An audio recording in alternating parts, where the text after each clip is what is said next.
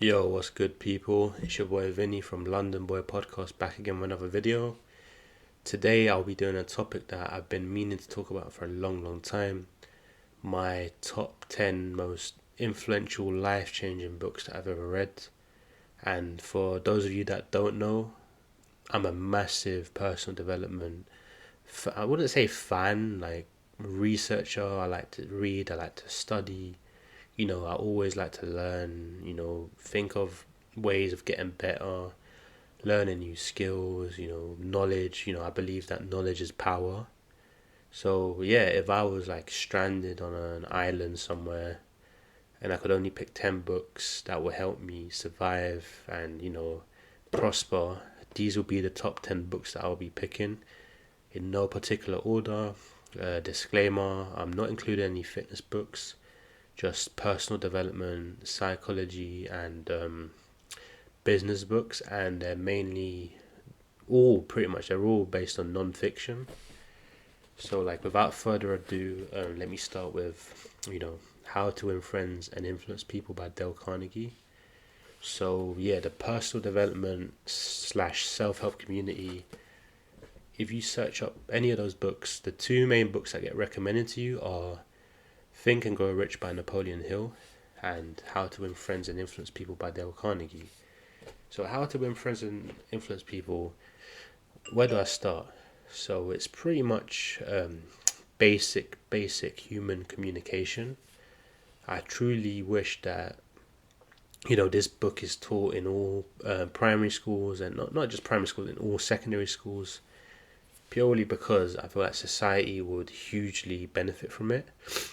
And it's simple principles like, introducing yourself, having a smile on your face, asking how that person's day is, giving genuine compliments, bigging people up, making people feel good about themselves. Because when you're, at work, or when you're dealing with business, or just when you're going to school, dealing with people in general, people like you when you make it about them. Like, have you ever had conversation with a person where, you know, they're trying to impress someone or they're trying to court someone, but all they're doing is talking about themselves, like, oh, look at me, oh yeah, I got this going on, I got that going on, I've been here, I've been there, blah blah blah. And not once, do they ask that person, what do you do? Like, what can you tell me about yourself, right? And cool, as much as that other person's listening to the guy ramble on about himself, they're thinking in their head, like, what a narcissist, like, is this guy gonna shut up? Because most people like to talk about themselves, right? So yeah, that's just one of the principles. Another one of the principles is like remembering people's names, remembering like bits of information about them, because like, they think psychologically that, oh, I must be important, or they must care about me, or they must genuinely, think the best about me for them to to remember my name or remember where I'm from, where I live, blah blah blah blah blah blah, etc etc. And yeah, it's such a simple book, and I read it about 8 years ago now. I feel like I need to revisit it, just for like a brush up. And I bought a second copy on my last trip to New York as well. How to Influence and Influence People. It is a game changer, and yeah, when I first read it, man, it made me extremely charismatic. Like, I was making friends left, right, and center.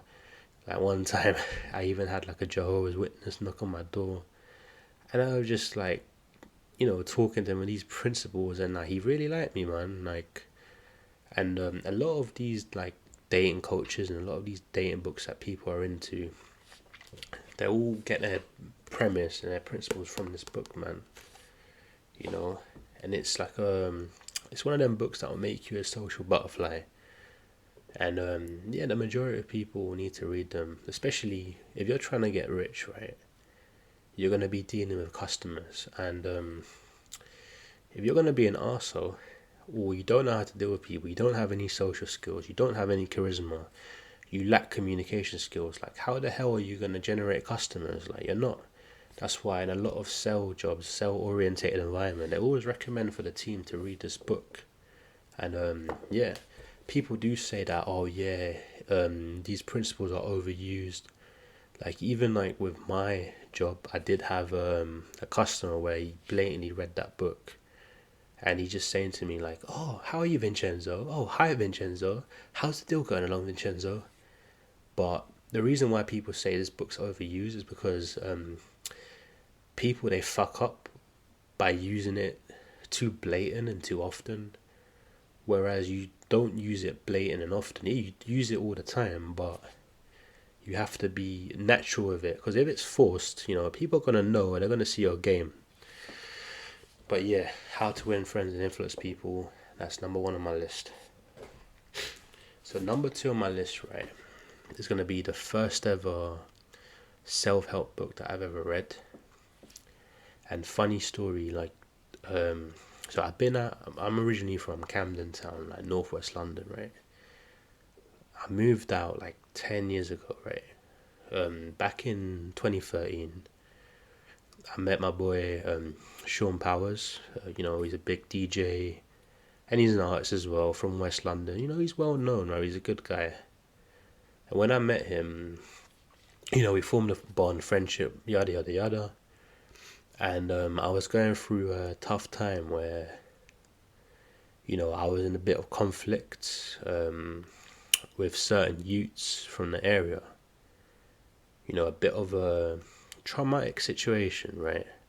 I don't know if traumatic's the right word, but a bit of a negative situation. And obviously Sean's he's like 15 years older than me. And I was like, bro, like, you got any advice? Like, how do I deal with this situation? And he told me, he was like, V, you need to buy this book. And it's 50th Law by 50 Cent and Robert Greene. And the main premise of it is fear nothing. And it's basically, dealing with fears, overcoming challenges, and mainly overcoming adversity in life, right? And and half of it is 50 Cent's autobiography, how he came from the streets to the corporate office. And it's obviously written by Robert Greene, my favorite author. He wrote the 48 Laws of Power, and he's very good at, talking about human psychology. But yeah, man, most people out there, they've heard of 50 Cent. And I think we've all heard of his story where, 50 Cent got shot 9 times, right? And he didn't just get shot 9 times. And he, because of the, the notoriousness and the controversy that was caused by him getting shot, he got dropped from his label. I think he was originally signed to like Columbia Records, and they dropped him. They said, nah man, this guy's trouble, he just got shot. We don't want to be associated with this gangster image. And then so he was put in a situation where he had to bounce back. So what does he do? He creates like a vicious mixtape campaign. Like 50 Cent, this is just one example from the book, but he originated a mixtape where he pretty much flooded the streets with his music.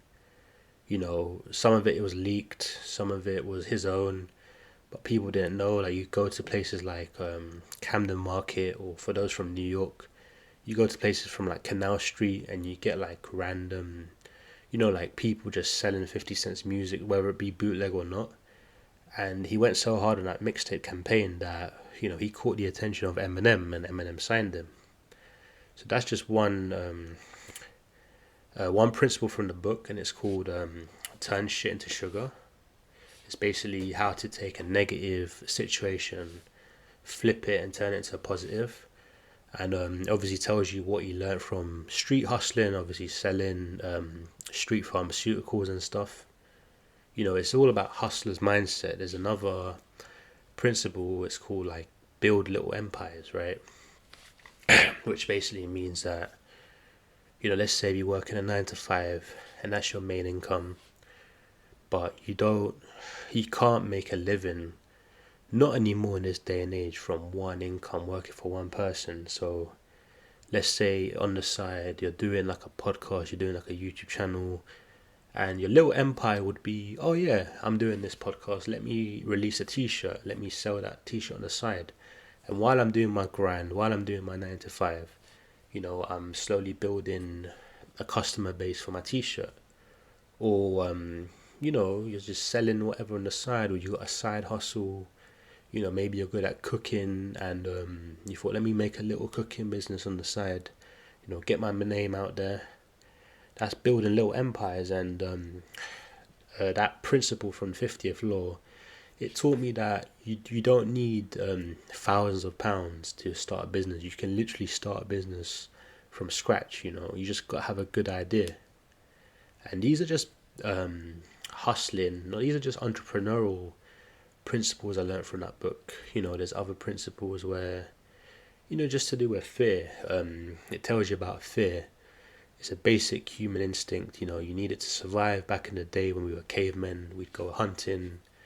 If we don't want to be, eaten by a lion, we need a certain degree of fear. But in today's day and age, that fear, that anxiety is in simple interactions. That fear is where it doesn't need to be. So it basically tells you how to overcome that fear. And the biggest takeaway from that book is that story when he got shot 9 times. He's thinking, like, if I can survive being shot 9 times, I can survive going to a board meeting with some next person in a boardroom. I nearly got killed. What's this business meeting to me? This business meeting ain't nothing. So yeah, I can talk all day about this book, and I come back to it often. I've got an audio book as well, and that's 50th Law by 50 Cent and Robert Greene. Cool. So yeah, this next book is another book that everybody knows of, just like How to Win Friends and Influence People. But this is a finance book, and honestly, I read it once when I was 18, so like a good 8 years ago. But all I needed was that one time to read it for it to get stuck in my head. People talk about red pill, right? And they make it about women and men relationship and that shit, right? But the real red pill is something that changes your perspective on all the reality. And for me, my red pill was this Rich Dad Poor Dad by Robert Kiyosaki. How many copies sold? It doesn't say. Does it say on here? No, but tens of millions of copies sold. I did read about it online. And yeah, this book, it tells you everything you need to know about finance. If you want a financial book that's going to give you the foundation, remember, keyword foundation, of what you need to do to get rich, it's Rich Dad Poor Dad. Don't listen to any other finance books. Don't read any other finance books until you read Rich Dad Poor Dad by Robert Kiyosaki. And I ain't even going to say too much because I read it all in one go. It's a quick read. And I want people to actually pick up a book and learn rather than me telling you all the information.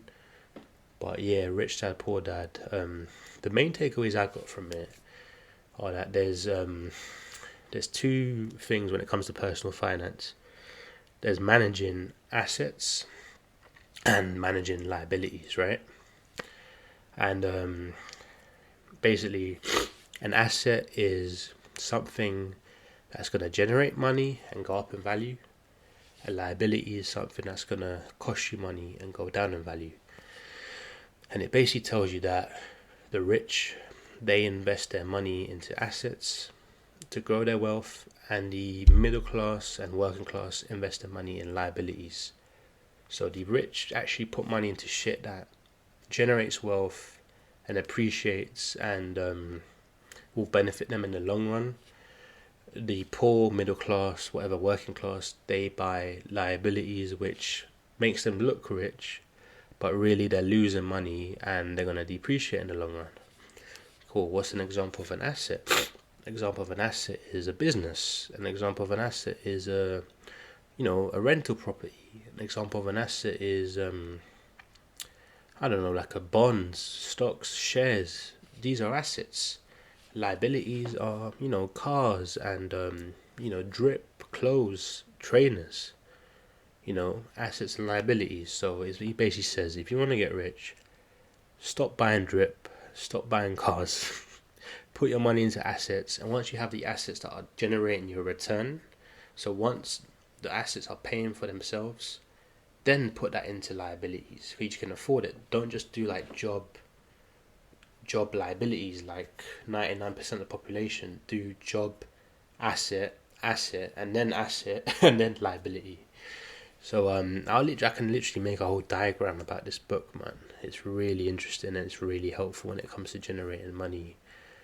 And there's a few other principles to go into from this book. It's basically the ultimate book on financial freedom.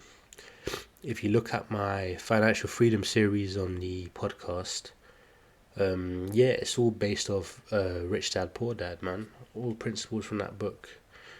Personal finance, net worth, multiple streams of income. It all comes from this book, man. And I only read it once to have a good understanding. I might have to revisit it again just to brush up on my knowledge.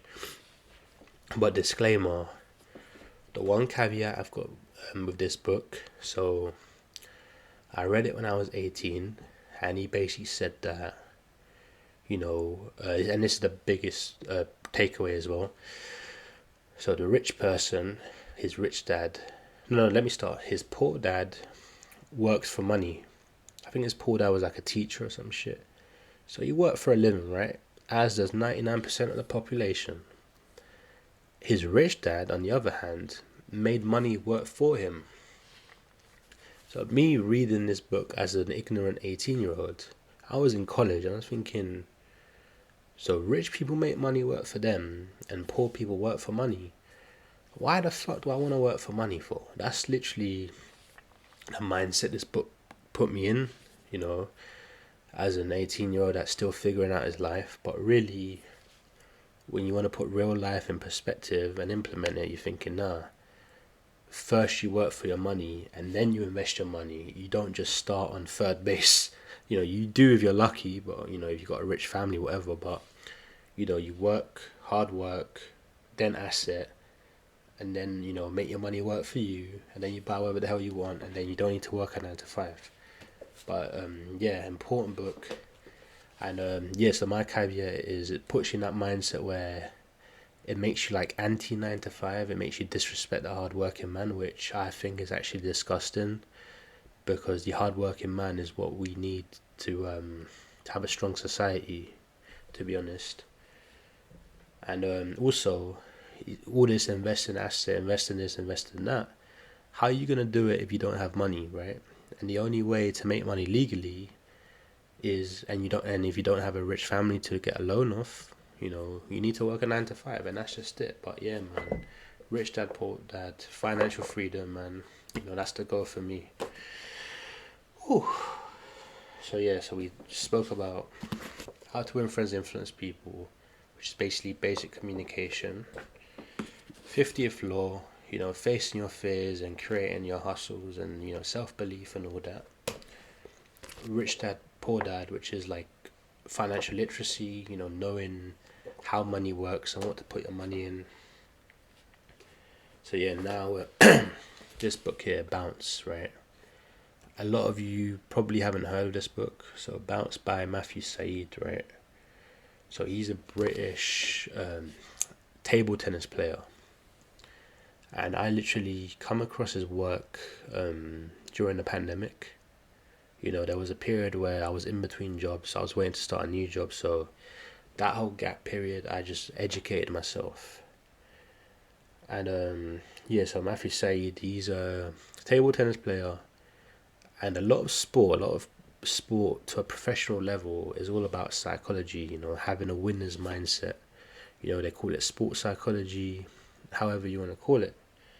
And how I discovered this book was I was listening to like a live performance from Nas, and he said, I had to figure shit out my own. I didn't have any fancy books like Outliers and Bounce to find my way in life, innit? And I read Outliers by Malcolm Gladwell, and that nearly made my top 10 list. But Bounce, that I had to take the win. I don't know if it's because it's a UK book or whatever, but I feel like Outliers, so they're both similar books, talk about similar principles, but I feel like Outliers is more theory, Bounce is more like practical, you can apply the theory to practice more. So basically, the key takeaways that I'll say from this book is, or the key things that I learned from it. So let's say, you read all these Rich Dad Poor Dad, whatever. You want to make money work for you, but then you got to think about a business to put your money into, right? And more time, the only way you're gonna have a successful business is to actually have the best business, a business that's good at what they sell and good at what they serve, right? A good service and a good product. So Bounce teaches you that if you want to have a good business or be a professional in your industry, you got to work and spend time in the industry that you want to be in, 10,000 hour rule, which they also talk about in Outliers, which basically it takes somebody 10 years worth of man hours, 10 years worth of hours, right? 10,000 hours to become world class at any field. So like back to my first principle, let's say you want to become, I don't know, a professional writer, right? Cool, you can say, yeah, I want to become a professional writer, blah, blah, blah, blah, blah, blah. But if you don't practice, you're not going to build a skill set. You're not going to get to that certain level, right? So like, I want to become a professional writer. So I'm writing every day. I think it's Stephen King, he writes for like about 6 to 7 hours a day, right? Just practicing, right? Just drafting out stuff. And but this is how I apply it in my life, right? So my Rich Dad Poor Dad goal is to build a property portfolio. But my train of thought is, I ain't gonna buy some fucking idiot's course online. I actually want to live and breathe the property industry. So if I want to get to the property industry, why don't I work in the property industry, get some experience, get some inside knowledge, know how the laws work, know how investments work, so I got all this built up knowledge, expertise, and then I can apply it to my own thing, and I can make minimal mistakes because I've got so many years worth of practice in the industry. You know how some people are so good at their job, right, that they can do it with their eyes closed. Yeah, this is what I learned from Bounce, right? Another key principle that I learned from it is that you know how they say like somebody's like naturally talented, like Serena Williams, naturally talented tennis player, Michael Jackson, naturally talented performer, yada yada yada. But the reality is, they weren't born with the talent. Serena Williams, when she was a little girl, her and her sister, her dad would take them to the tennis court in Compton to practice constantly. Michael Jackson, he was forced from his dad to perform on stage from when he was 10 years old. And he started singing all the way until he died, until he was 50 years old. So that's like 40,000 hours worth of practice. That's what you call mastery, bruv. And that's, practice makes perfect. That goes beyond he's a prodigy. No, that's bullshit. Like, talent is bullshit. Hard work over talent every day. And this book, man, powerful. And I need to go back to it, man. It's been 4 years since I read it. I've highlighted a few points in it. Let me just read a few things here. So it says, dismiss all the negative happenings from their minds. I have interviewed dozens of top sportsmen and been astounded at how effortlessly and seamlessly they manipulate the evidence to conform to their beliefs rather than the other way around, at how they filter out experiences that might hamper their quest for top performance. So basically, he's basically talking about how to put you in the mindset of being a top performer. Like, fuck all the noise. Like, if even Idris Adesanya, he says, fuck the noise. Nah, I'm a winner. The narrative is going to be I'm a winner, and my action is going to be I'm a winner. So it's all about, psychology and a successful mindset, Cool. See, it's at 4, we're nearly halfway. Oh, fuck. So, since I spoke about books that I read during the pandemic, this is another book I read during the pandemic. This is like an all-time favorite of mine. Hard Times Create Strong Men by Stefan Arnio, and oh my god, like, this podcast was basically inspired by this book, right? And this book is so sick, right? That it's even got a disclaimer on it. What does it say? Warning: this book is not gender neutral. This book handles major issues for turning weak men into strong men by fixing their broken ideas regarding women, sex, money, politics, and religion. You might find it uncomfortable. You might be uncomfortable, but the ideas in this book work in a practical way and are backed up by historical examples of how things used to work. They're talking about back in the day. What does it mean to be a man in the modern world? Throughout history, being a man has meant different things. Maybe being a man was about being a good hunter, or a good soldier, or a good businessman, or maybe being good with women.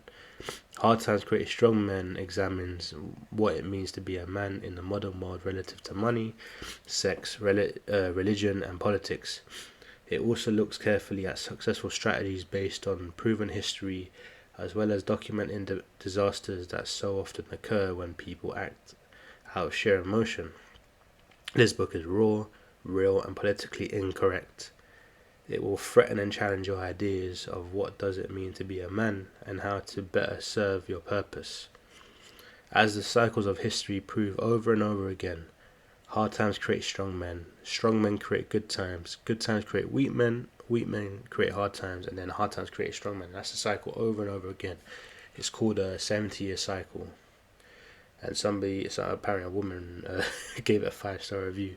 This is the man Bible. Women who are tired of weak men. But yeah, I read the blurb, or enough said about that, man. But yeah, it basically talks about how, and it's funny, like, this was written in like 2018, 2017, and now we're in 2024, and a lot of the fucking things he spoke about, a lot of the criticisms he made about the modern world, they apply to today's age more than ever. And it's basically, long story short, men have become weak. We've had it too comfortable. There's a lot of man boys, he likes to call them, which is basically, oh, I think I'm a man, but I'm crying, I don't want to go to work. There's a lot of man boys, basically. There's a lot of guys that don't want to take accountability. And it talks about, all the distractions that apply to today. Like, we're wasting our lives away with pornography. We're wasting our lives today chasing the wrong type of women. There's a lot. It talks about, how many genders there are, 64 genders. It talks about how that come about. He's criticizing a lot of issues in today's day and age, man.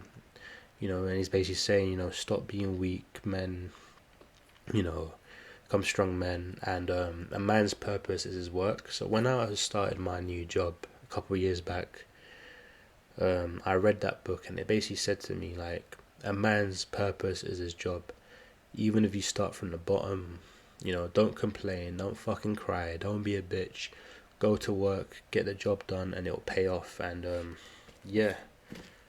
Then look how thick it is. There's so much this book goes into, and it's illustrated as well with photos in each chapter.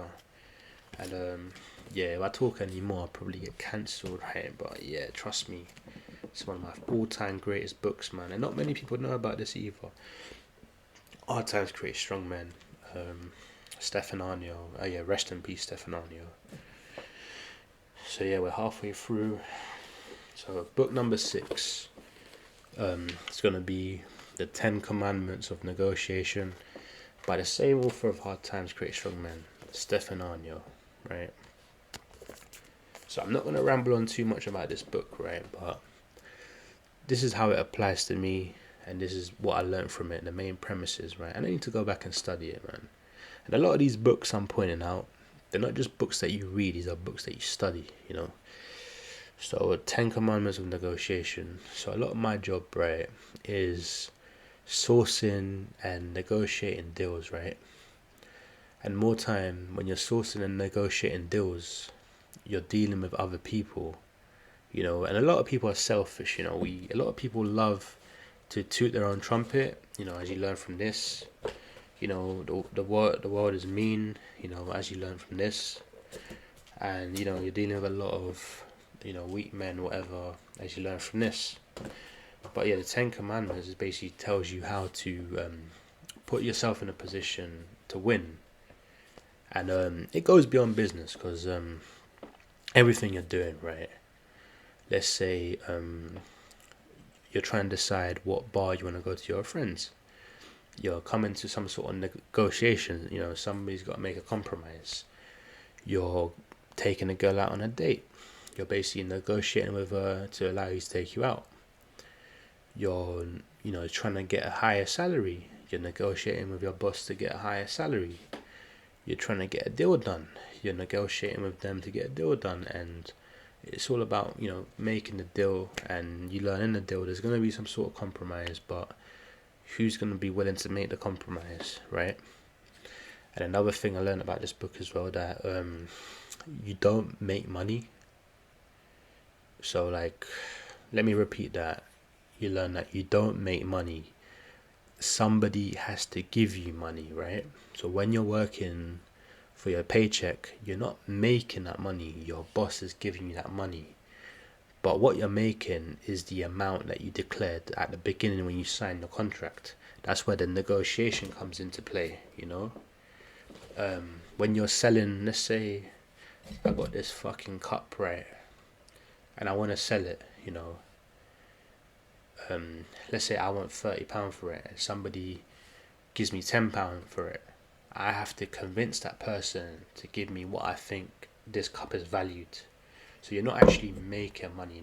Under no circumstances do you make, unless you're the bank and you're printing money, you're not making money. You're convincing people to hand you that money. And negotiating is you're putting yourself in a position of value and power where you're actually convincing people that you're worth that money that they're handing to you. So yeah, man. 10 Commandments of Negotiation. Very powerful book, man. Stefan Anyo, big up. Ooh, we're getting through them. So the next book is another Robert Greene book, and my favorite author. He's made 3 entries in this already with 50th Law. But yeah, this one is The Laws of Human Nature by Robert Greene, right? Look how big it is, man. Such a thick book. And this is like his latest work that he published. So he published the Daily Laws, but that's more like a compilation of everything he's already released. But The Laws of Human Nature, man. Robert Greene, he published it in 2018 while I was at uni. Hold on, let me just get a small version. Like, this book is so chunky, right? Like, the thing about Robert Greene, he's so long-winded and it's all good information and so chunky. Look how big this is, that I had to get the smaller, concise version as well, just so I memorized the rules quicker. And there's so much to go into in that book. So let me just read the blurb, right? So it says, you are about to become an apprentice in human nature. First, the laws will work to transform you into a calmer, more strategic observer of people, helping to free you from all the emotional drama that needlessly drain you. So basically, 99% of our problems in life are all people problems. This is going to tell you how to keep calm and deal with all that emotional drama. Second, the laws will make you a master interpreter of cues that people continually emit, giving you a much greater ability to judge their character. Hey, I'm not going to lie. This book, right, it taught me about, obviously I always knew about social cues, but it taught me about people's microaggressions, right? So like, I can actually literally read people so well, and it's pretty much because of this book, right? Third, the laws will empower you to take on and outthink the toxic types who inevitably cross your path. So yeah, man, in the working world, in the business world, you're dealing with so many toxic types, right? You're dealing with narcissists, you're dealing with manipulators, you're dealing with aggressors, and yeah, this basically book teaches you how to outwit them. Fourth, the laws will teach you the true levers for motivating and influencing people. So it goes back to how to win friends and influence people, how to get into people's psyche, give people what they want, convince and influence them, right? Fifth, the laws will give you the power to alter your own negative patterns. So basically breaking out of like negative thoughts, negative patterns, negative mindsets.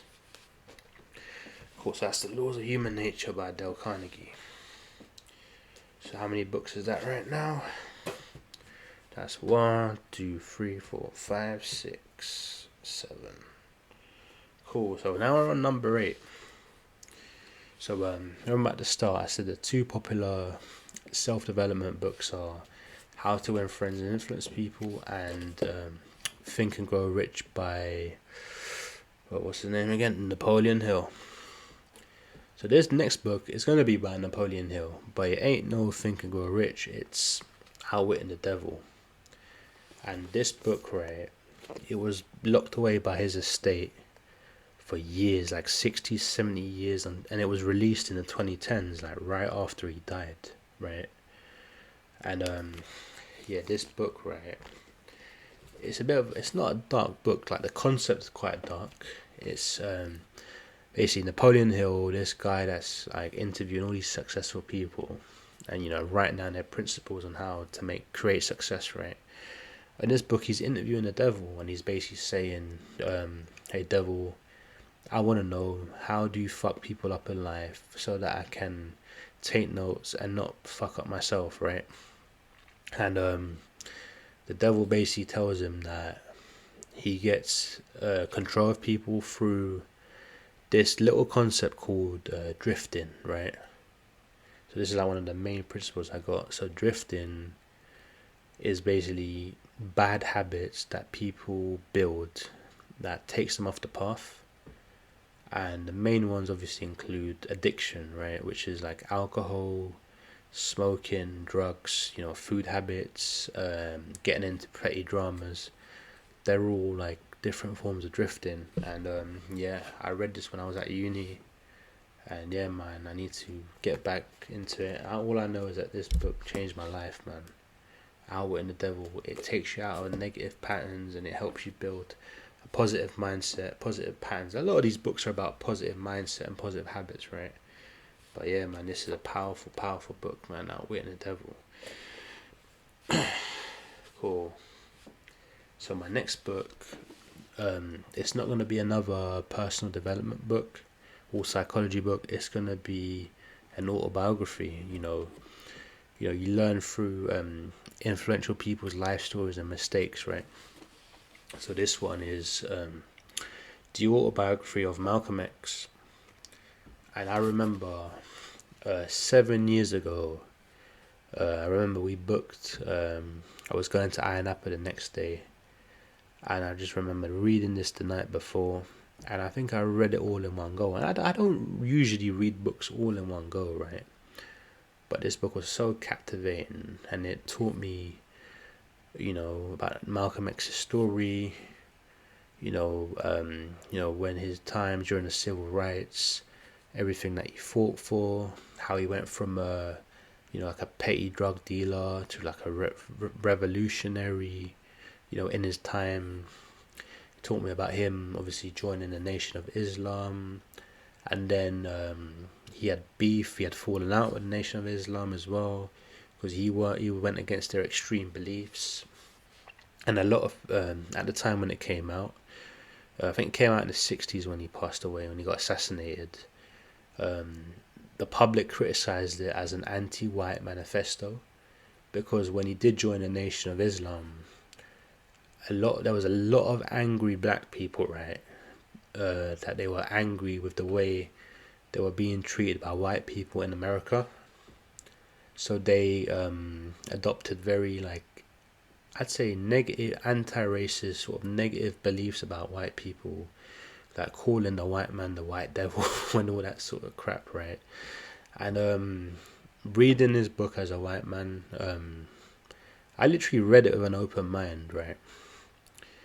And it sort of made me appreciate, and it gave me like a balanced perspective on races, And I'm really quite balanced. Like I grew up in a multicultural environment, inner city London, where we're all pretty much equal. Primary school, secondary school, whether you're black, white, Asian, Hispanic, we're all equal. And then 10 years ago, I moved to a predominantly white area, and then if you're not the typical like white Anglo-Saxon, you feel like an outsider. And a lot of my friends that are from out of London, they can vouch because they come to an all-white area. They get weird looks. They even say to me like, "Vinny, I feel like an alien." Like, but yeah, like reading this book, it honestly gives me like a real understanding on like social economic, dynamics. So like middle class, upper class, working class. The divide between all three of them. It teaches me a lot more about the dynamics in race as well. Cool, like maybe that race isn't just angry about something that happened 400 years ago. Maybe they're angry about systematic racism that's happening right now. So it gives me an appreciation and understanding of, the races and how things work in a modern world. And it makes me appreciate, that I've actually got it pretty easy, man. Like in the life and times I'm living in now. But yeah, man, Malcolm X's autobiography, very fucking influential book, man. One of my favorites. So the final book, man. I've been rambling on for like 42 minutes, non-stop as well. No cuts, no edits. So yeah, this is the third and final Robert Greene entry on my list, right? And this is The 48 Laws of Power by Robert Greene. And this is the special collector's edition, right? I think I bought it for like £100 or some shit on Amazon when it came out, because this book changed my life so much that I bought it in its original copy, which I've got it there. It's falling apart. I bought the small version, just like the Human Nature one, the small concise version, which I gave the 48 Laws of Power edition away to my friend that was struggling, that needed it. And then I bought the special collector's edition, man. Leather bound paper. I don't know if you can see it. There's Machiavelli on one end, and then there's Robert Greene on the other end, who's meant to be like the modern Machiavelli. So like Machiavelli, Robert Greene. But yeah, there's 48 laws, right, where you deal with your day-to-day life. You're interacting with people, right? And these books, they're all about people. Because at the end of the day, the majority of your life interactions are going to be with people. Business, you're trading time for money, or you're trading product, service for money. The person that's going to give you the money, 9 times out of 10 is going to be a person. You're building relationships with 9 times out of 10 you're going to build relationships with people, right? You're trying to climb the corporate ladder. You're going to be dealing with people. You're trying to be successful in business. You're going to be dealing with people. So these are 48 laws that will help you with that, right? And they're not principles. They're not advice. They're not recommendations. They're laws, right? Just like the law of gravity, you drop a pen, the pen falls to the ground. That's a law, right? You go out, commit a crime, you get arrested. That's a law. So these are social laws, right? And they're basically, people say this book is manipulative. People use it to trick and manipulate people into getting their way, blah, blah, blah. But I see it as, it's like a tool, isn't it? It's like a knife. Like you can use a knife to like cut up a nice meal, innit? Or you can also use it to go on a rampage. It's not about the knife, it's about how you use the knife. And it's the same here. It's not about the laws, it's about how you use them. And let me just give you some examples. Like a few of them are like, law number 1, never outshine the master. So it's basically, if you're an apprentice, or let's say you're in a working environment and you've got a boss, you've got a superior, the most stupid, dumbest thing that you can do is make your superior look like an idiot. Like if you're one of them people that has to have the last word, and but when it comes to your boss, when it comes to your superior, you don't want to be making them look like a fool, because they'll hold a grudge against you and they think, who's this subordinate? Who's this person I'm paying? Think he is, So that's never outshine the master. Law number 2 is don't put too much trust in friends. Learn how to use enemies. An enemy will have more to prove to you than a friend. No, you see, I've got this shit memorized, man. No notes, no nothing. I ain't even reading off this, bruv. So that law 2, never put too much trust in friends. Learn how to use enemies. It's basically in situations where, like, basic stuff, like you don't want to be telling your friends about too much personal stuff. You don't want to be telling them about your weaknesses. And it's basically says that friends are more dangerous than enemies, because a friend, you trust them with your life, and with that trust you give them, if one day they switch up on you, bro, it's dangerous. They can use that shit against you, use that information against you. Whereas an enemy that you keep on arm's length forever, what are they gonna know? What are they gonna use against you? If anything, they're gonna try and prove to you, you know what? I know I'm your enemy, but you can trust me, and this is what I'm going to do for you to trust me. And a good example of it is when you're going into business, the worst thing you can do is employ your friends, because they're going to want special treatment, they're going to get spoiled, they're going to get tyrannical, they're going to get entitled. It doesn't say, I don't mean like don't have friends, but these are like the pitfalls that come with it. And it's all in this book, 40 Laws of Power. I would give you that third law that I really like. Another law 3, conceal your intentions. Like if you've got plans, if you want to do something with your life, if you've got things you want to do in the future, the worst thing you can do is go around telling people what you're gonna do. That's basically it. Conceal your intentions, because if you go around talking about what you got going on, what you're gonna do, what can happen? You become at the mercy of people stealing your ideas. You're at the mercy of people fucking your shit up, And Brandon Carter said it in his video 8-9 years ago when he spoke about this book. And I try and apply it to my life as much as I can. This statement is, I set my life up in such a way where people can't fuck my shit up, even if they wanted to, bruv. Mate, it says it all here in the book, 40 Laws of Power by Robert Greene. And yeah, big up Brandon Carter. I've got his signature on my original copy, because he recommended me that book. But yeah, people, that's my top 10 books of all time.